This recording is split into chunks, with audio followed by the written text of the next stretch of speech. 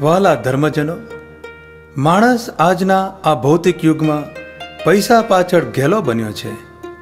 દોડતા દોડતા તે હાંફી ગયો છે. સાચું સુખ તે ખોઈ બેઠો છે.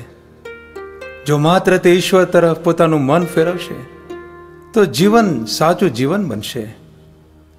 સાચું સુખ અને સાચા આનંદથી તે ભરપૂર બનશે. પ્રાર્થના સૌથી ઉત્તમ માર્ગ છે અને તેમાં વળી ભજન ગાવાથી અનેરો આનંદ મળે છે. ભક્ત ઈશ્વરમાં લીન થઈ જાય છે. ધર્મગુરુ આરોકે લોકોના મનને પ્રભુની મા તરફ એટલે કે આપણી સ્વર્ગીય માતા તરફ વાળવાનો પ્રયત્ન કર્યો છે. તેમને મારા હાર્દિક અભિનંદન. અનાથોની માતાનું ધામ એટલે ખંભોળ જ. આ ધામમાં શ્રદ્ધાથી આવનાર ભક્તોને ઈશ્વર અનુભવ થયો જ છે.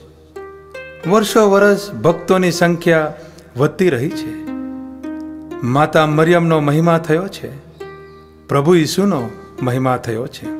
હે મા, દુઃખો અને સંકટો સાથે તારી છાયામાં અમે ઊભા છીએ. અમારી પ્રાર્થના સાંભળ.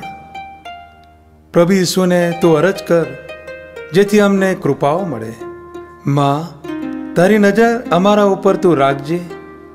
અમારી વિનંતીઓને તું પૂરી કરજે. કોઈ બેકાર છે તો કોઈ બીમાર, કોઈ નિસહાય છે તો કોઈ ગમગીન, તો વળી કોઈ બાળક વગરનું છે. પાપીઓ માટે તું પ્રાર્થના કર. આમેન.